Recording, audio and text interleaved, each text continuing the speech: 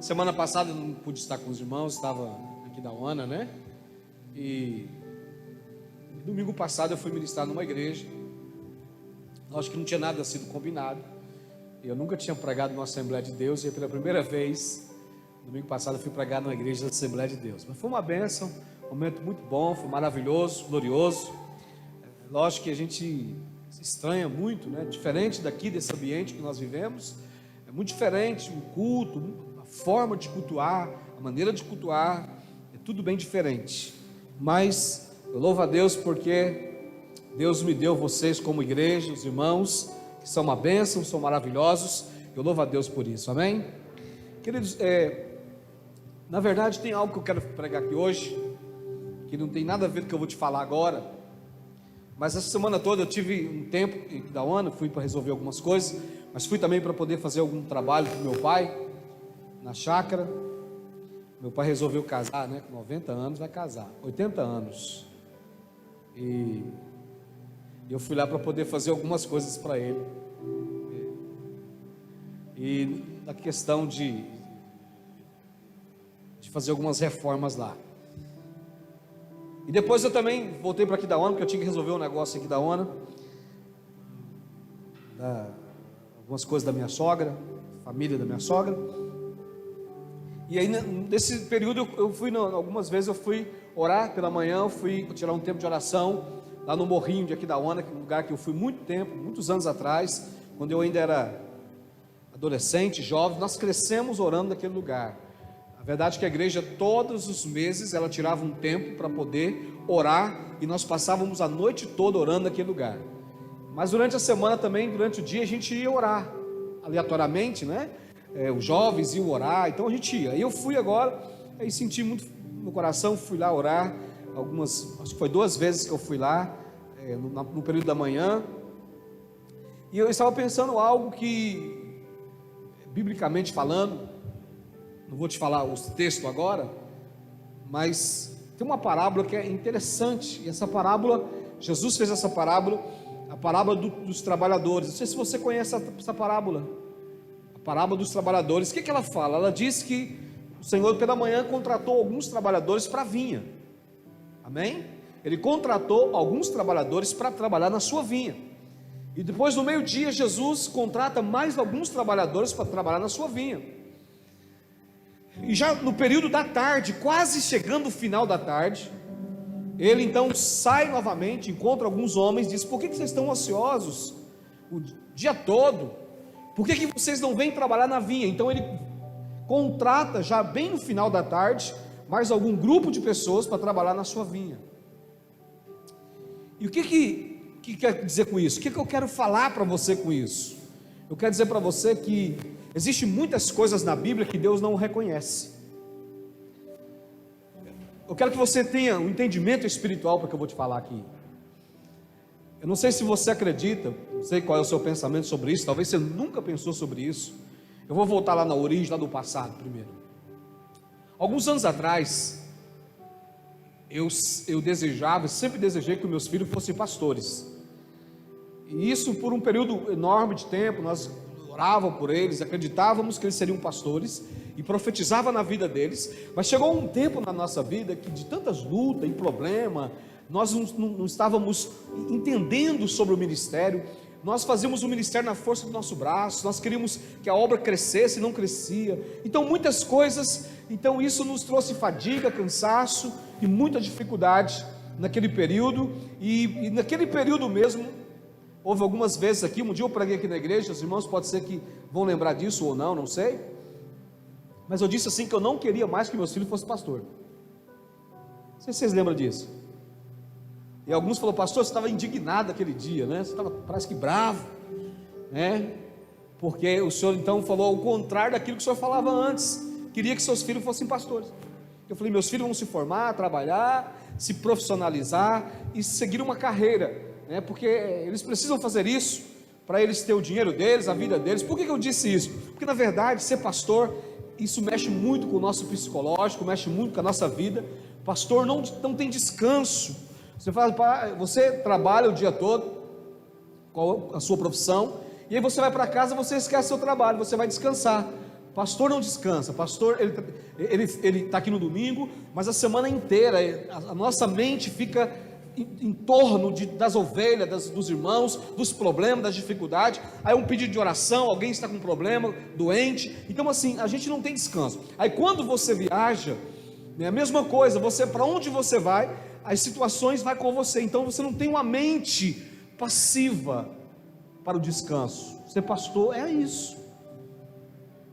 Ser pastor é você ter os seus problemas e também você ter o problema da congregação. Pastor não tem que ser assim. Você tem que esquecer o problema do povo. Não, então não é pastor. Aí não é pastor. Se eu ir para casa, acabar o culto, esquecer o problema da igreja, ficar a semana toda sem pensar na igreja, eu não sou pastor. Fui chamado para essa obra. Jesus disse um dia: a obra me consome. Então a realidade é que o ministério pastoral, ele envolve tudo isso, né? E ele mexe muito com o nosso psicológico.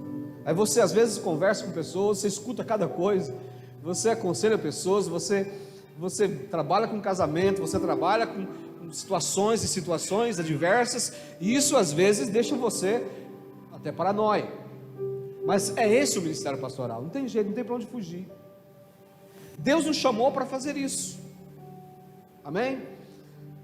Em contrapartida, alguém pode dizer assim: pastor, mas eu prefiro ter a minha vida, ganhar meu dinheiro, quero prosperar. E agora há pouco o pastor falou sobre isso aqui, e a realidade é que Deus quer realmente prosperar você.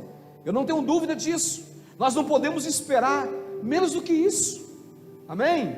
Nós estamos nessa terra caminhando aqui para que Deus então nos abençoe em todas as esferas: saúde, paz, alegria e prosperidade.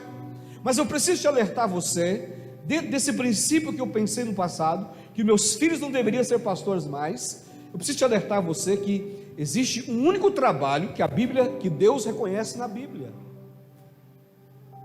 Você pode dizer assim: pastor, o que eu faço? Há um reconhecimento diante de Deus, e eu vou receber recompensa diante de Deus, porque eu sou um pintor, um pedreiro, eu sou um eletricista, eu sou alguém que trabalha de auxiliar no escritório, eu sou uma professora. Esse trabalho eu vou chegar no céu, eu vou ter galardão sobre isso. Não vai.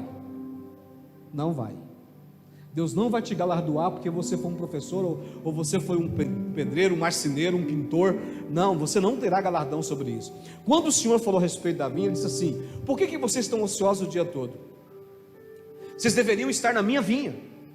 O trabalho que é reconhecido pelo Senhor é a vinha. Agora então eu estou dizendo para você parar de trabalhar e vir trabalhar todo mundo na igreja? Não estou dizendo isso. O que eu quero que você entenda é que a Bíblia diz que Ele é aquele que coloca dentro de você tanto o querer quanto o efetuar. Ele que coloca. E alguma coisa no reino de Deus, Ele chamou você para fazer. Amém? Você tem toda a liberdade de trabalhar no seu serviço secular, fazer do seu serviço secular uma fonte, vamos dizer assim, algo para te prosperar, porque a nossa fonte de provisão é o Senhor. Mas o trabalho pode ser algo que Deus use para abençoar você. Mas além de tudo isso, existe algo que Ele mandou você fazer. Amém?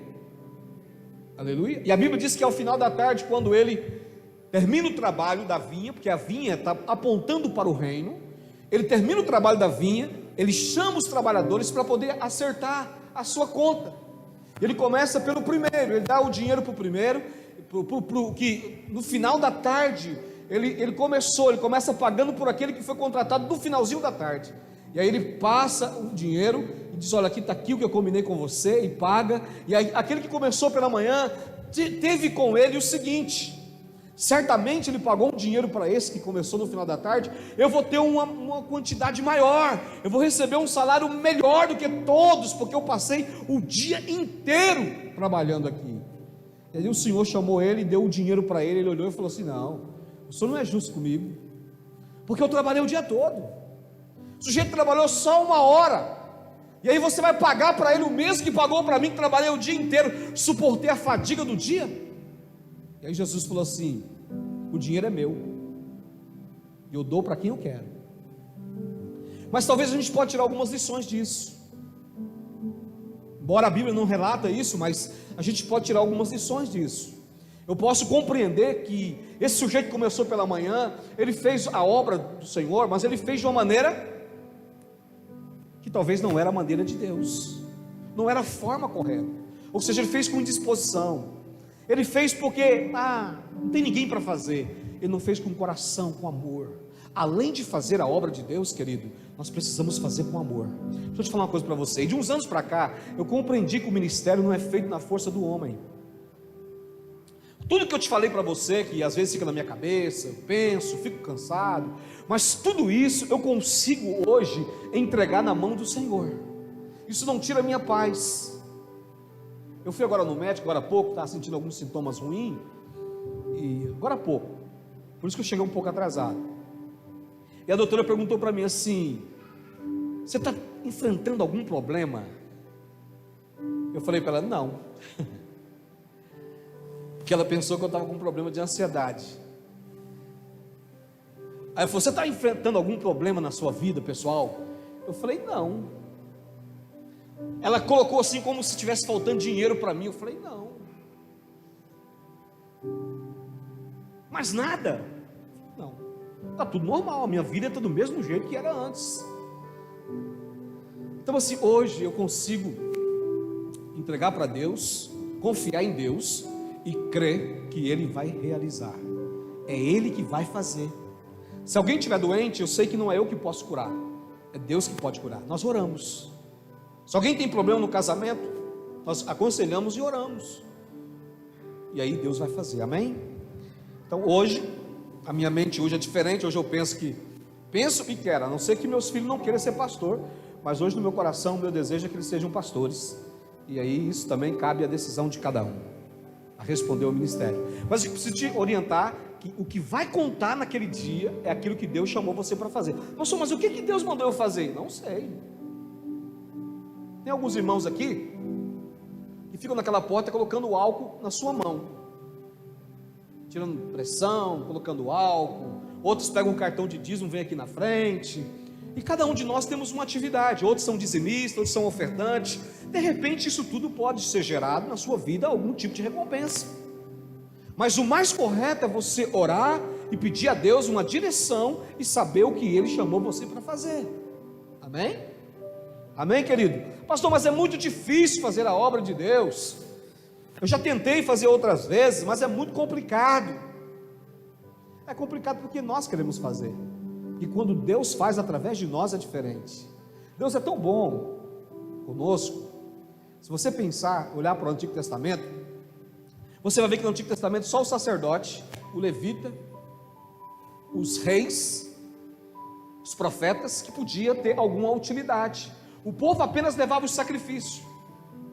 Uma vez ao ano levava o seu sacrifício lá para poder fazer expiação. Mas o povo não era útil naqueles dias para a obra de Deus. No Novo Testamento, Deus criou uma maneira de nos utilizar. É um privilégio, querido. Amém?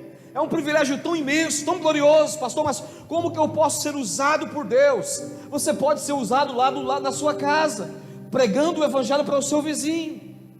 Como que eu posso ser? Existem muitas maneiras, multiforme maneira, e a Bíblia diz que o nosso Deus é um Deus também de sabedoria. É só nós pedirmos para Ele que Ele vai nos dar sabedoria na área que Ele quer nos usar. Amém? De repente Deus quer usar você em cura, alguém está doente, mas nós temos tanto medo, porque nós olhamos para nós e enxergamos em nós tanta fraqueza, tanta falha, e acreditando que nós é que vamos derramar o poder de cura na pessoa. Eu me lembro que quando eu fui para São Gabriel, eu tinha 16 anos, para 17 anos, e eu fui para a casa de uma senhora, um pessoal que era muito crente, muitos anos, e era tudo velhinhos.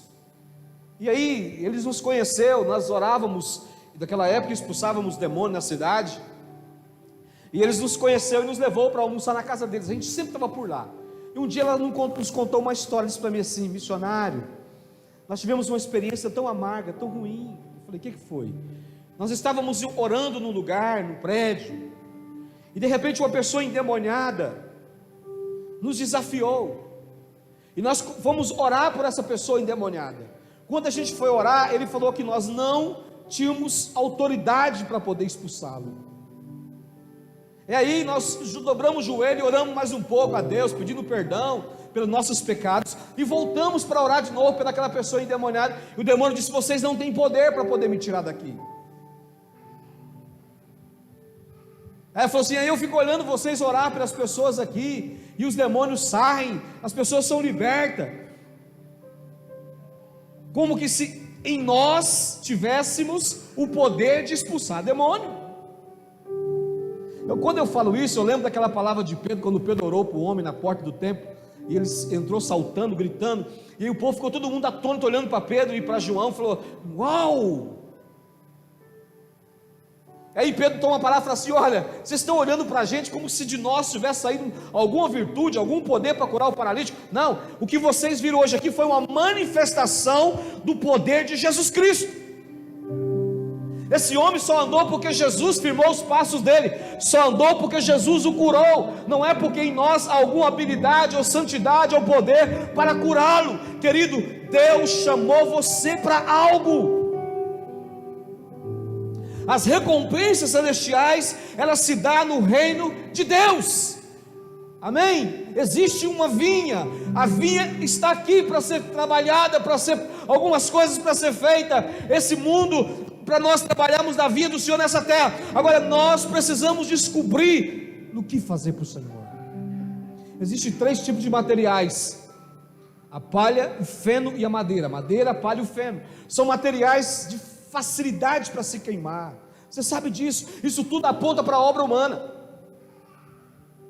E a Bíblia diz que o fogo naquele dia vai passar sobre todas essas coisas. O fogo vai passar sobre a palha, sobre o feno e sobre a madeira. Naturalmente você sabe que o fogo vai queimar isso, mas o fogo vai passar também sobre o ouro, sobre a prata e as pedras preciosas. Só que o fogo não vai conseguir queimar o ouro, a prata e as pedras preciosas, porque quanto mais fogo você lança nesses metais, mais puro e bonito e lindo e perfeito eles ficam. E esses metais apontam para a obra de Deus, para o reino de Deus. E aí Paulo diz: o que você está edificando? Você está edificando sobre o quê? Qual o fundamento? O que você está fazendo? Que tipo de material você está usando para edificar o reino? E alguns de nós pensamos assim: não, eu fui no culto, isso vai me redundar, pastor, em recompensa, porque eu estou no culto domingo. Não, filho, você é salvo, não tenha dúvida disso, mas o Senhor te chamou para fazer alguma coisa, e eu não posso dizer para você o que você tem que fazer, e Deus vai te dar recompensa, de acordo com aquilo que você tiver feito para Ele. Amém? A parábola é muito clara. Ele deu o dinheiro para cada um, ou seja, antes do dinheiro, ele chamou e ele disse para os servos: por que vocês estão ociosos até agora? Por que vocês não vieram trabalhar na vinha? E nessa noite o Senhor está dizendo para mim e para você: existe muita coisa que você pode fazer. Amém? Você pode gastar um tempo orando. De repente Deus chamou você para isso. Embora, se você olhar no Novo Testamento, as pessoas envolvidas no reino, elas sempre fizeram algo para Deus. E o desafio é que nós façamos algo para o Senhor nesses dias. Amém, querido? Aleluia. Eu me lembro que naquele dia eu falei assim: os meus filhos não serão pastores. Vocês então deem os seus filhos para ser pastores, né? Eu não sei se algum dos irmãos aqui tem esse interesse. Quantos aqui que quer que o seu filho seja um pastor? Levanta a mão, deixa eu ver. Aleluia, aleluia, aleluia. 1, 2, 3, 4. Sua filha. Os restantes dos irmãos não quer. Quantos quer que seu filho seja um médico aqui? Levanta a mão. Também não quer? Quantos aqui quer que seu filho seja um advogado, um juiz, ou filha? Ninguém também quer? Uai, não estou entendendo vocês não.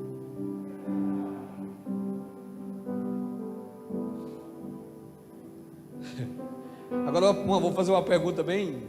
Vou não, porque está gravando ali.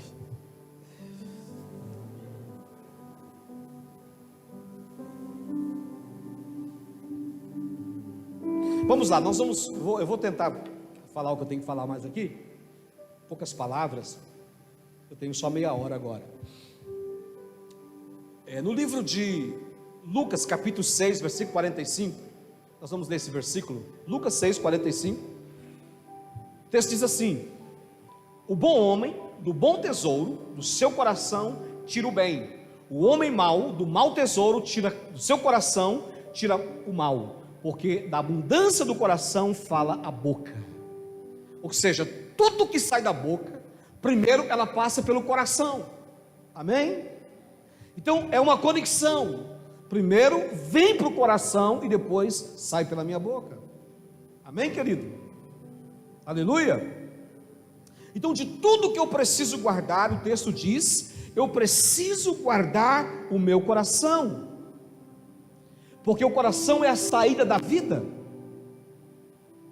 Eu pronuncio, por isso que é importante, e aí você vai ver isso no livro de Pedro. O apóstolo Pedro diz assim, que se você quer dias longos, que você quer que os seus dias prolonguem sobre a terra, Pedro diz, guarde a sua língua. Se você olhar para o Novo Testamento, você vê a vida de Jesus. Jesus só falava palavras que eram de edificação. E aí no livro de Efésios, Paulo diz que as nossas palavras precisam ser de edificação. Quando alguém ouvir as minhas palavras, eles possam glorificarem a Deus por aquilo que eu falo. Então eu não tenho que gastar o meu tempo, a minha vida, falando palavras que não edificam. Então a Bíblia diz que do coração do homem procede. Amém? Então quando eu falo algo, eu falo aquilo que está no meu coração. Então eu preciso urgentemente corrigir o que está no meu coração. Eu quero falar um pouco para você a respeito de imagem. Diga comigo, imagem. Amém? Novamente, diga assim, imagem. No livro de Gênesis capítulo 6, versículo 5, vamos ler esse versículo. Gênesis capítulo 6, versículo 5. Viu o Senhor que a maldade do homem se havia multiplicado na terra, que era continuamente mal todo o desígnio do seu coração. Existe uma tradição, que eu acho que é a corrigida, que fala assim, que todas as imaginações do coração do homem eram má. Ou seja, por que Deus decidiu destruir então a terra? Porque as imaginações do coração do homem eram má. Tudo que estava no coração do homem era coisas ruins. E eu quero que você compreenda que Deus poderia apenas olhar para o coração do homem e dizer, olha, essas imagens do coração do homem é inofensiva, isso não vai produzir nada. Não, Deus sim se preocupa com aquilo que está no nosso coração.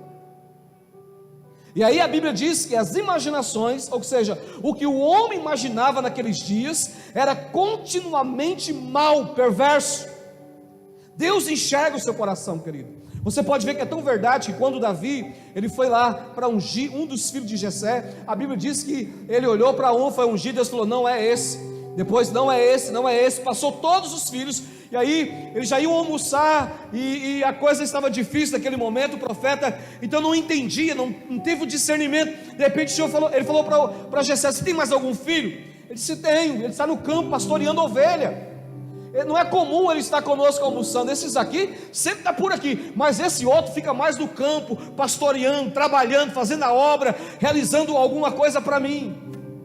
E aí Samuel disse, então nós não vamos almoçar até que ele chegue. E aí Davi chegou, e aí ele pegou o chifre para ungir Davi. Quando ele pegou o chifre, o azeite com o chifre, Deus falou para ele, é esse. Eu não vejo como vocês, eu não olho para a aparência, eu vejo o que está no coração, as imaginações, o que está no coração do homem. E aí Jesus também disse que a imaginação do homem, ele também conhece, quando é adultério, mentira, roubo, essas coisas todas. Então as imaginações são importantes. Deus trabalha com imagem. Deus trabalha com imagem. Se você olhar isso na Bíblia, é uma realidade. Por que Deus trabalha com imagem? Veja só, eu me lembro, eu contei esse testemunho aqui há algum tempo atrás, quando nós fomos construir o prédio da igreja. Naquela época nós não tínhamos dinheiro para comprar o telhado. Eu estava orando em casa e Deus falou comigo, falou, olha, o telhado já está lá. Você precisa olhar para o telhado como se ele já estivesse no local. E aquilo foi uma palavra tão dirigida do Espírito Santo, porque logo ele me deu um texto. Eu não estava pensando em nada, eu estava orando apenas. Ele falou para mim, olha, o que é já foi, o que há de ser também já foi. Aí o Espírito falou para mim assim, olha, o telhado que você está pedindo, ele já aconteceu na onisciência de Deus, ele está lá, ele vai passar, e ele já passou. Então Deus trabalha com imaginações, com imagem. Primeiro Ele dá uma imagem, Deus me deu uma imagem e me deu o texto, e eu deveria velar pelo texto e declarar o texto. E esse texto encheu meu coração de fé. Eu vim para o culto no domingo, e eu preguei naquela noite, falei para os irmãos: o telhado já está ali, porque Deus me disse que o telhado já está. Ele me deu apenas uma imagem, e essa imagem resultou em quê? Em fé. E essa fé resultou em declarar aquilo que nós criamos. E começamos a declarar durante 30 dias, orarmos e jejuarmos para nós ganharmos o telhado. E durante 30 dias nós oramos e jejuamos e declaramos aqui todos os domingos: o telhado já está aqui. E depois de 30 dias, o diabo veio e disse: olha, isso não vai acontecer, isso é apenas palavras vazias, as coisas não vão fluir, não vai ter como. E aí eu disse para o diabo, falei: Satanás, num culto aqui também, ainda que feche todas as fábricas de telha de Campo Grande ou do Brasil, o telhado vai vir do céu. E começamos a declarar, falei: agora nós vamos agradecer. 30 dias de oração, jejum, gerando fé, crendo, profetizando e declarando. Agora vamos agradecer o Senhor. E aí nós fizemos uma semana, do domingo até sexta-feira. Na sexta-feira, as telhas chegou. Porque Deus gera primeiro o quê? Uma imagem. Diga comigo assim: uma imagem. E essa imagem gera o quê? Fé. E a fé me libera para quê? Declarar. Eu preciso declarar. Só a fé não é o suficiente, você tem que declarar. A pastora pregou aqui, eu estava ouvindo a pregação dela. Ela pregou aqui que antes de Jesus fazer qualquer milagre, ele já sabia que ia fazer o milagre. É ou não é? Ele já sabia. Quando ele foi ressuscitar Lázaro, ele disse para os discípulos: Lázaro está... Repousou Lázaro. O discípulo falou assim: mas se ele repousou, ele está salvo. E Jesus então falou: não, ele está morto. E eu vou para despertá-lo, eu vou para ressuscitá-lo. Antes mesmo de ressuscitar Lázaro, Jesus disse que o queria fazer. Então assim também somos nós. Precisamos ter boas imagens no coração. Vamos ler um outro texto, no livro de Salmo, capítulo 1. Salmo capítulo 1. Bem-aventurado o varão que não anda segundo o conselho dos ímpios, e não se detém no caminho dos pecadores, nem se assenta na roda dos escarnecedores. Antes tem o seu prazer na lei do Senhor, na sua lei medita de dia e de noite. Pois será como o quê? Árvore plantada. Árvore, pode deixar o texto aí, plantada. Essa árvore não nasceu sozinha, essa árvore não caiu de paraquedas. A Bíblia diz que alguém plantou essa árvore. O texto está dizendo que será como árvore plantada junto ao ribeiro de águas, a qual ela produz o seu fruto na estação própria. Então eu preciso imaginar que eu sou uma árvore plantada. Quem me plantou? Jesus me plantou. Aonde que Ele me plantou? Ele não me plantou no deserto, Ele não me plantou em lugares ermos, Ele me plantou junto ao ribeiro de águas. Para que Ele me plantou nesse lugar? Para que os frutos apareçam nas estações corretas. Ele plantou você, querido. Você não nasceu, você não é fruto do além, do aquém de qualquer coisa. A Bíblia diz que Ele tirou você do mundo, Ele trouxe você para cá, e Ele plantou você junto ao ribeiro de águas. Se você não tem dado fruto, comece a declarar nessa noite, porque você foi plantado numa fonte de água viva, para produzir frutos. E a Bíblia diz que as folhas não murcham. Mesmo no tempo de sequidão, mesmo no tempo de pandemia, mesmo no tempo de crise, a Bíblia diz que as folhas não murcham. E a Bíblia diz que pois tudo quanto você fizer prosperará. Prosperará. Você tem que se imaginar uma árvore plantada junto a um ribeiro de águas. E aí você começa a declarar sobre você. Primeiro você tem a imagem da árvore, depois você cria fé pela palavra, e depois você declara: eu sou abençoado, eu sou abençoado, eu sou como a árvore plantada, Deus me plantou junto ao Espírito Santo, e eu vou produzir frutos, frutos, frutos, frutos, frutos, frutos. É assim que você tem que se declarar. Vamos ler um outro versículo, no livro de Salmo capítulo 128.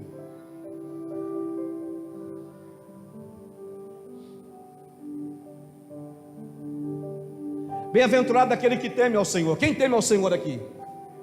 Nós tememos o Senhor e anda nos seus caminhos. Veja o que o texto diz: pois comerá do trabalho das tuas mãos, feliz será, irá bem. Para um pouquinho. Pois comerá do trabalho das tuas mãos, feliz será. Você é feliz? Você é feliz? Você é feliz?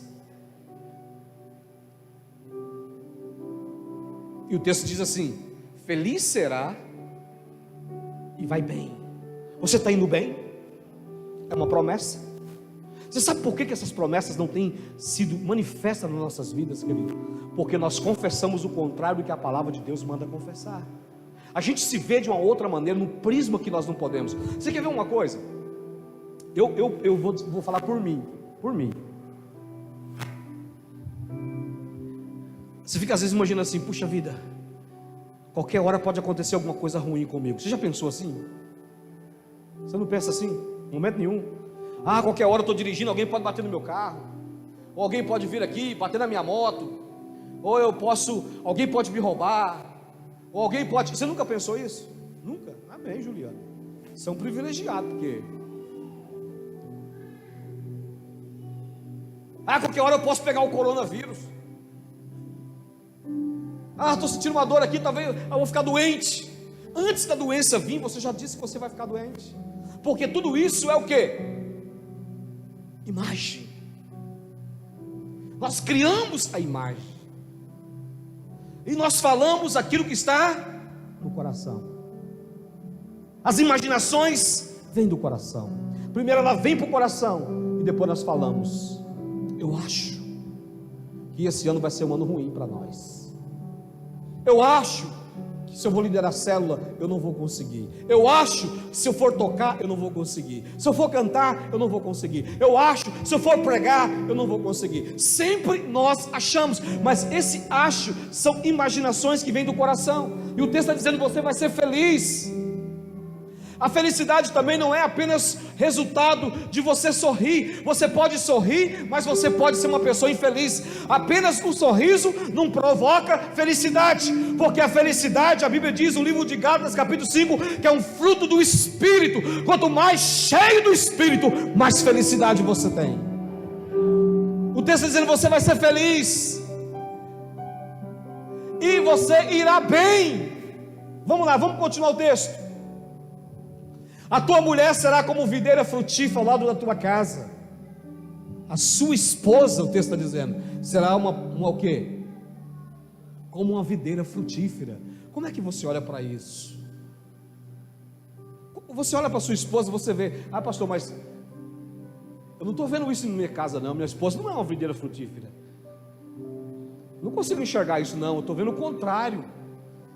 A gente chega lá em casa, aquela gritaria, a casa não está limpa, as coisas não estão arrumadas, né? Não estou dizendo que você está vivendo isso, eu estou dizendo que você precisa começar a declarar aquilo que você quer ver. Se o que você tem visto não tem trazido alegria e prazer no seu coração, você precisa começar a declarar o que a palavra diz. O que nos governa é a palavra, o que nos dirige é a palavra, não é os nossos sentimentos. Você não tem que caminhar por sentimento, caminhar pela palavra. Amém? Diz o texto assim: e os teus filhos, como planta de oliveira à roda da sua mesa. Algumas traduções dizem como rebento da oliveira, ou seja, os teus filhos têm força, os teus filhos têm vigor, os teus filhos são obedientes, os teus filhos são amáveis, os teus filhos são extraordinários. Eles vão crescer na terra, eles serão prósperos, eles serão abençoados, eles serão pastores, eles ministrarão, eles pregarão fora, terão igrejas grandes. É essa palavra que precisa sair da sua boca. O grande problema é que você vê o seu filho no estado que ele está hoje. Nós vemos nossos filhos no estado que eles estão vivendo. Talvez o estado dele hoje não é agradável, fazem coisas que não te agradam, falam coisas que não te agradam, agem de maneira que não te agrada. Mas eu não estou aqui para dizer para você falar aquilo que você vê. Eu estou aqui falando para você dizer o que a Bíblia diz a respeito da sua família e da sua casa. Comece a declarar palavras. Você tem uma imagem. Qual é a imagem? A primeira imagem é que você é um homem plantado no ribeiro de águas. Depois você tem uma imagem que você é abençoado em tudo. Se veja dentro disso. Se veja, querido, dentro dessa realidade. Ah, pastor, mas eu não consigo porque eu não tenho habilidade, eu não sou um bom profissional, eu não sou isso, eu não sou aquilo. Não é isso que importa. Deixa eu te falar uma coisa para você. 40 anos Israel caminhou no deserto. Durante 40 anos eles nunca trabalharam para fora. Eles não tinham um escritório para trabalhar, eles não tinham um frigorífico para trabalhar, eles não tinham um lugar para trabalhar. Ou tinha, pastor Ovídio? Levantar de manhã, bater o cartão e trabalhar, porque senão o salário não vem. Israel caminhou 40 anos, a Bíblia diz no livro de Deuteronômio que os sapatos deles nunca romperam, os sapatos cresciam com os pés. Você nunca vai ouvir isso. O seu filho, quando pequeno, usou um tipo de sapato, depois ele cresceu, você teve que comprar outro, porque não serve mais. Eu tenho certeza que o Tiago já trocou várias vezes de sapato, tenho certeza que o Wes já comprou vários sapatos para o filho. Por quê? Porque vai crescendo e a criança perde aquele sapato e a roupa. A Bíblia diz que eles caminharam 40 anos e os sapatos das crianças cresciam com o pé, a roupa nunca se tornou rota, ela não se rasgou em 40 anos. Não é o que você faz, aonde você está. Por muitos anos eu dizia: Deus, São Conrado é um lugar difícil. Pastores falou isso para mim, plantou na minha mente. Está num lugar, esse lugar aqui é chamado de matar pastor. Ninguém cresce aqui, a igreja não cresce aqui. Vai para outro lugar. Uma vez um pastor falou: você tem um bom ministério, você tem uma boa palavra, coloca essa igreja num lugar mais centralizado, que você vai crescer. Mas não é isso, querido. Se tiver que crescer, tem que crescer aqui. Quando Jesus pregava, a Bíblia diz que a cidade saía para ir aonde ele estava. Ele subia nos montes, lá estavam as multidões. Não é lugar, é a mente, é nós, é você. Você precisa declarar a palavra, não declara o que o mundo declara. Sabe qual que é o seu problema e o meu problema? A gente assiste muita notícia, ouve muito noticiário, e a nossa mente está condicionada o que a televisão diz, o que a notícia diz, mas não está condicionado o que a Bíblia diz. O que a Bíblia está dizendo nesse texto? Você vai bem, o seu filho é como oliveira, rebento da oliveira, em volta da sua mesa serão saudáveis, vai te dar prazer, vai te dar alegria. Mas como que a gente enxerga tudo isso? Essa praga não vai dar em nada. É assim. Vamos continuar o texto. Eis que assim será abençoado o homem que teme o Senhor. Você teme o Senhor? Então isso precisa acontecer na sua casa, na sua vida, na sua família. Isso precisa acontecer com você. Mas você tem que criar imagem. Eu me lembro alguns anos atrás, alguns irmãos me pegou eu orando aqui. Eu andava nessas cadeiras aqui, pastor Ovídio, e gritava que tinha uma alma aqui, uma alma ali. Algumas vezes eu estava orando aqui no prédio sozinho. Se alguém ouvisse lá fora, esse pastor está louco. E eu gritava: traz mais cadeira, porque as cadeiras não é suficiente. O lugar está ficando pequeno, vão ter que colocar um lugar, cadeira, aumentar o prédio. Eu gritava isso aqui. E parece que o inimigo colocou na minha mente, tentou colocar na minha mente que isso não é fé. Não é fé, isso é imagem. Imagem gera fé, e fé libera confissão. Por que a Bíblia diz crê? E por isso falei. Primeiro eu tenho uma imagem, isso gera fé no coração, e depois eu falo porque eu creio na imagem que foi colocada. Amém? Nós vamos já ter que encerrar. Eu quero que você abra comigo, abra a Bíblia para mim. Gênesis capítulo 13, versículo 14. Você tem uma imagem? Você tem uma imagem boa a respeito da sua família? Tem, Rafael? Você já viu seus guris brincando dentro de casa alguma vez? Eu me lembro quando a minha esposa, nós casamos, e aí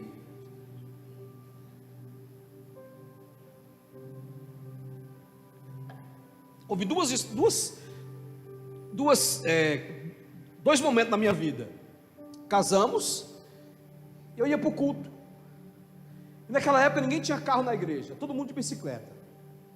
E eu ficava lá, eu pregava lá na igreja, eu era um dos líderes lá da igreja, e eu ficava olhando os irmãos chegar com a bicicleta e as criancinhas sentadas na cadeirinha. Eu falava: meu Deus do céu, eu tenho que ter um filho.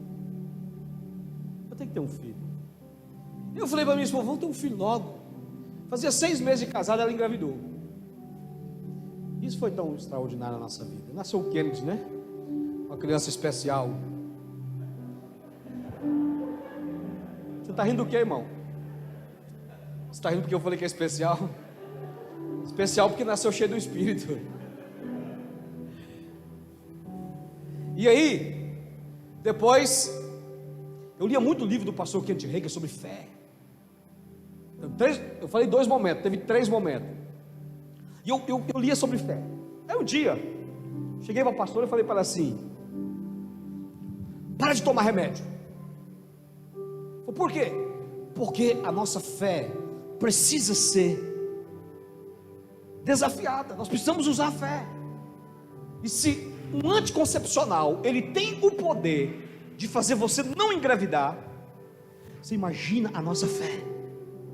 É só a gente falar para Deus que a gente não quer um filho, e pronto. E aí, isso funcionou por um tempo.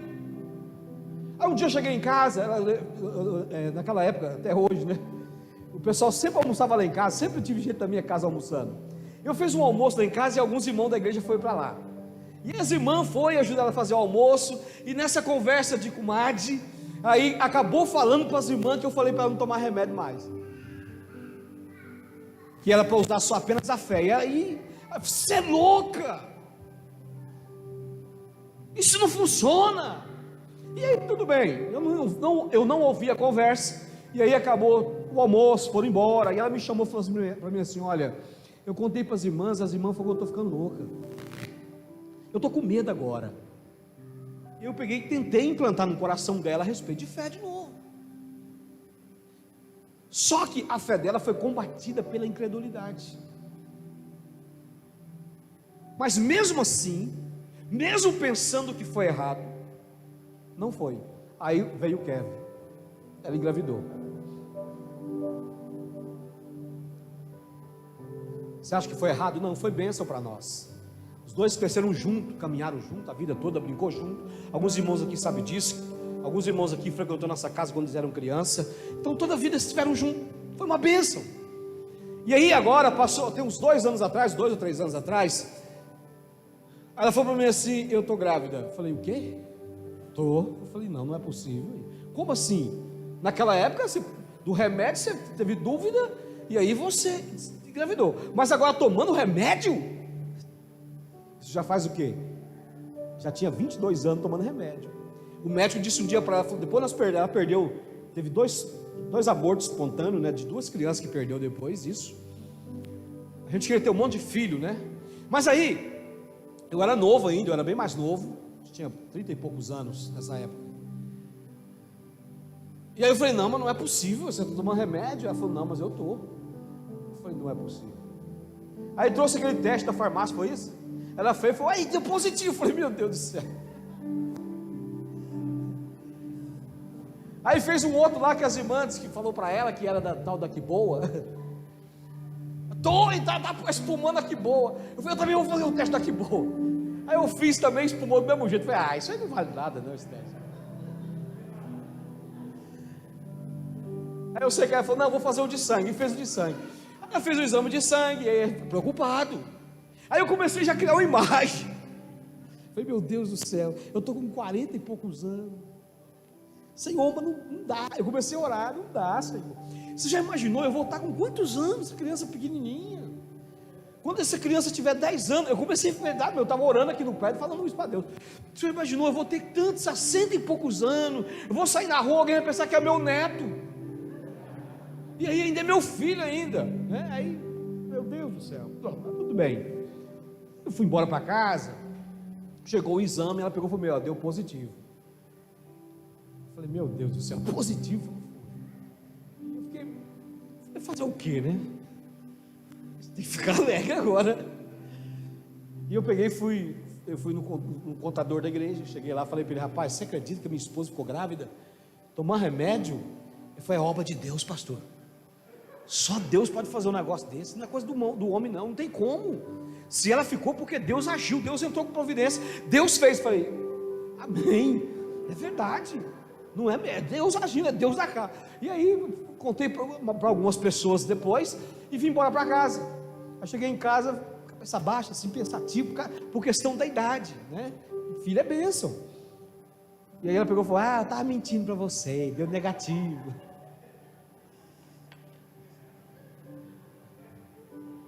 Os irmãos vê ela quietinha, ela não é quietinha não, viu, irmãos? Gênesis capítulo 13, 14 diz assim: disse o Senhor a Abrão. Disse o Senhor a quem? Abrão, diga comigo, Abrão. Depois que Ló se apartou dele, levanta agora os teus olhos e olha desde o lugar aonde está para a banda do norte, do sul, do oriente, do ocidente, porque toda essa terra que vês hei de te dar. Deixa eu ver aqui. A ti hei de te, toda essa terra que vês, te hei de dar a ti e a tua semente para sempre. Pode continuar. E farei a tua semente como o pó da terra, de maneira que, se alguém puder contar o pó da terra, também, se alguém puder contar o pó da terra, também a tua semente será contada. Então veja só, Deus aparece para Abraão. O sujeito não tem filho, a esposa é estéril. E aí Deus falou para ele: olha, é o seguinte, ele apartou de Ló, Deus já tinha falado com ele antes, e o Senhor falou para ele o seguinte: olha, você vai ser um homem frutífero. Eu vou te dar uma imagem. Qual é a imagem que eu vou te dar para você? Olha o pó da terra. Conte o pó da terra. Abraão certamente disse: Deus, isso é impossível. Como que eu posso contar o pó da terra?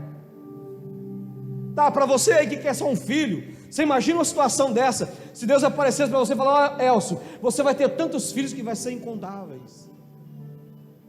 Você ficaria alegre, Wilson? E aí Deus falou para Abraão: conte o pó da terra, se você puder contar, porque assim será a sua descendência. Nesses dias Abraão não tinha filho, a esposa era estéril, não podia ter filho. Ele tinha aproximadamente 75 anos, quando Deus falou com ele a respeito disso: eu farei você um homem, pai de nações, pai de multidões. Mas isso é impossível, não há possibilidade. Tudo que Deus fez aqui foi dar para Abraão o quê? Uma imagem. Imagem do quê? Do pó da terra. Nós vamos caminhar para poder terminar, não vai demorar muito. Gênesis capítulo 15, agora versículo 5. 15, 5. Eu penso que Abraão havia recebido a palavra de Deus no coração e crido, mas o tempo foi passando, certamente Abraão começou a perder a esperança a respeito do que Deus havia dito para ele. Pode ser que seja isso. O Senhor vem e diz, então levou fora e disse: olha agora para os céus e conte as estrelas, se a podes contar. E disse-lhe: assim será a tua descendência. Que coisa extraordinária, querido.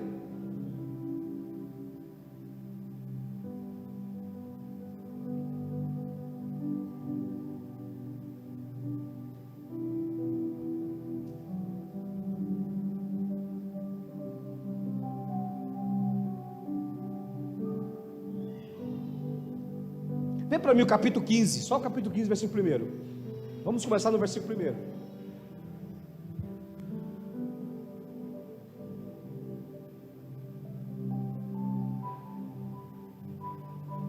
Versículo 2.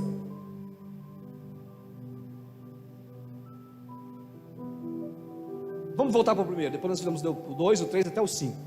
Depois dessas coisas veio a palavra do Senhor a Abrão em visão, dizendo: não temas, Abrão, eu sou o teu escudo, o teu grandíssimo galardão. Olha que Deus diz para ele agora: eu sou o teu escudo. Deus está dando uma outra imagem do que Deus era para ele. Deus era um escudo, uma proteção. Versículo seguinte, versículo 3. Não, volta. Disse, pode voltar.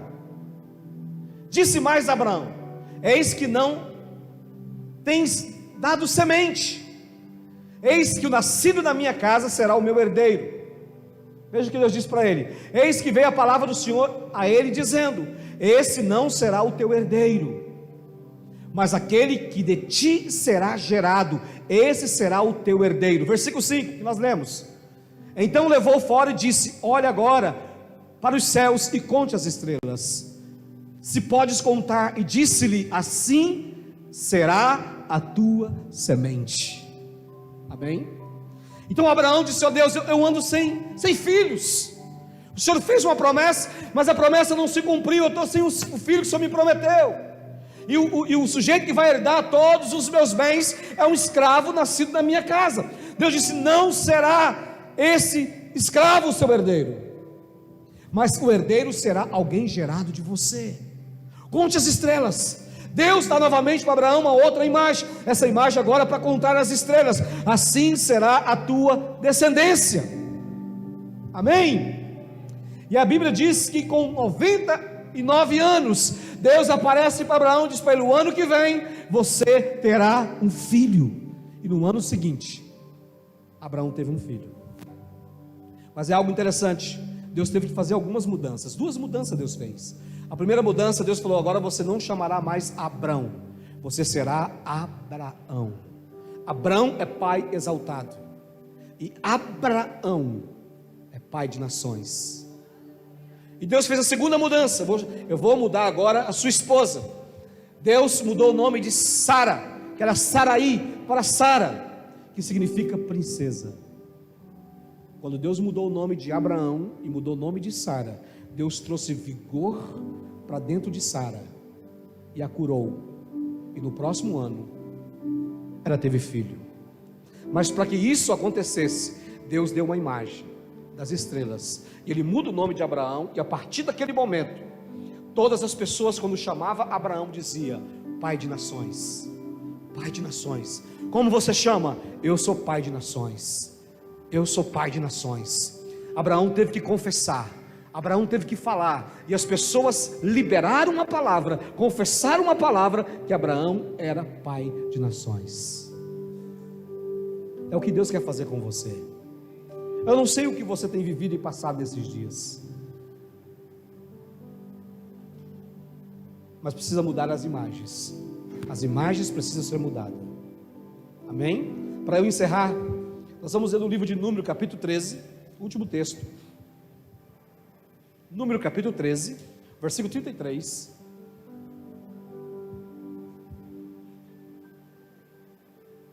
Também vimos ali gigante, filho de Enaque, descendente do gigante.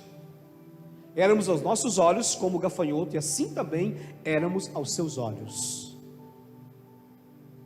Então levantou-se toda a congregação, alçaram a sua voz, e o povo chorou naquela noite toda.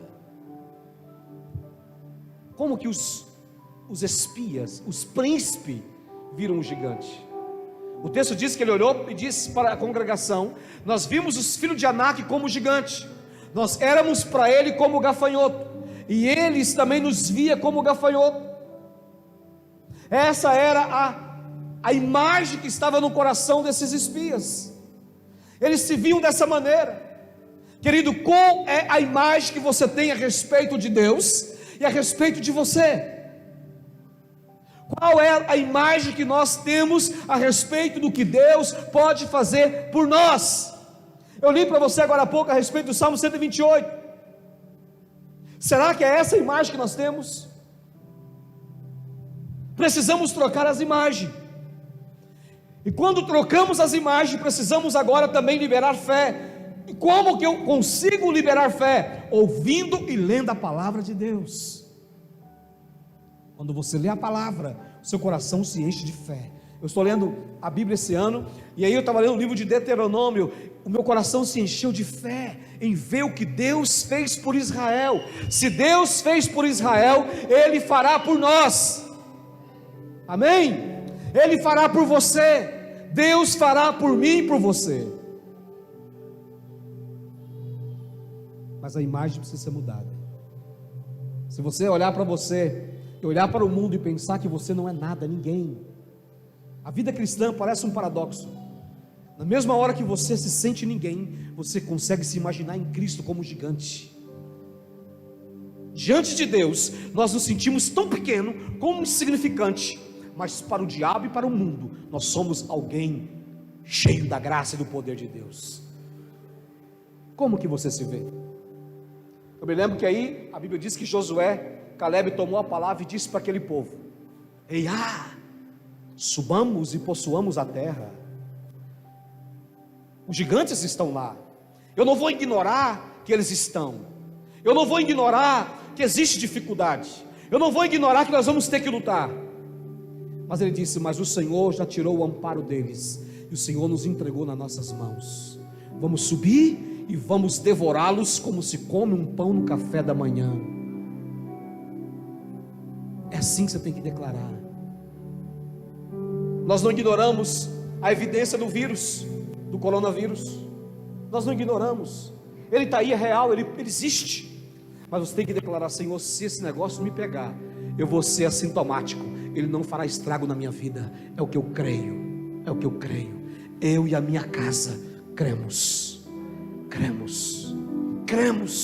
Começa a liberar a palavra. Amém? Não andemos por vista, não andemos olhando as evidências e nos comportando como pessoas que não têm fé e não conhecem a palavra. Vamos olhar para a palavra de Deus e declarar a palavra de Deus.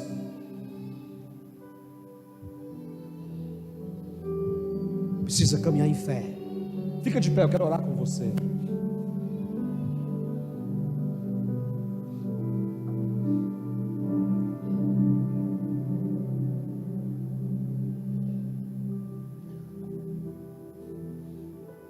Quero desafiar você nessa noite a mudar as imagens que estão no seu coração,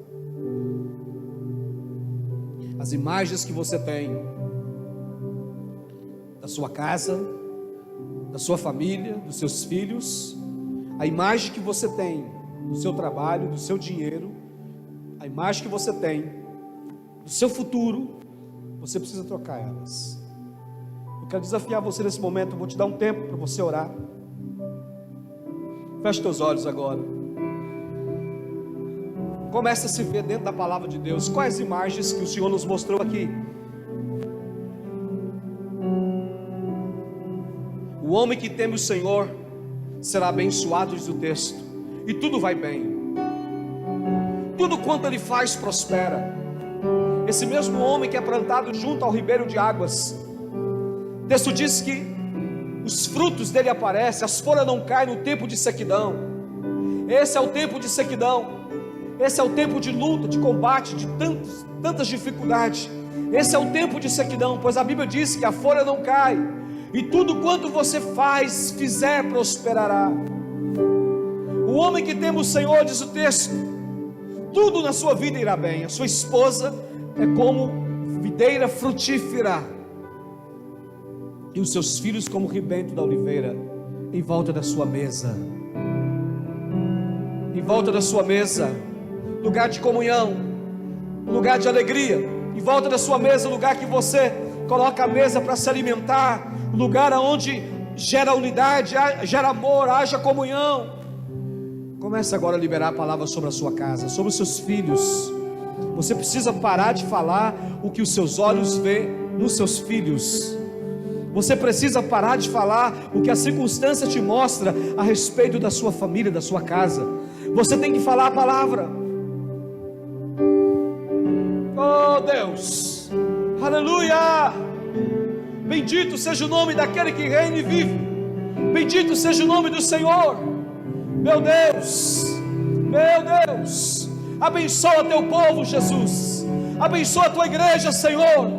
O Senhor nos prometeu, ó Deus, que a partir das imagens corretas, nós teremos, meu Deus, bênçãos sem medidas. E nós profetizamos nessa noite, declaramos aqui uma igreja abençoada. Nós declaramos aqui, meu Deus, portas abertas, empregos de excelência.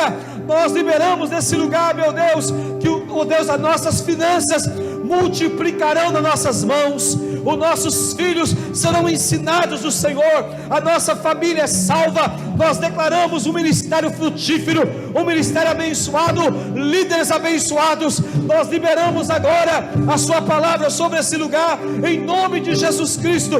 Nós declaramos: pois tudo quanto nós fizermos prosperará. Nós liberamos palavra de cura, de libertação. Nós liberamos, meu Deus, sobre as pessoas que nos assistem, que acompanham. Nós liberamos uma palavra de vida, de poder, de unção, em nome de Jesus Cristo. Eu declaro que você é frutífero.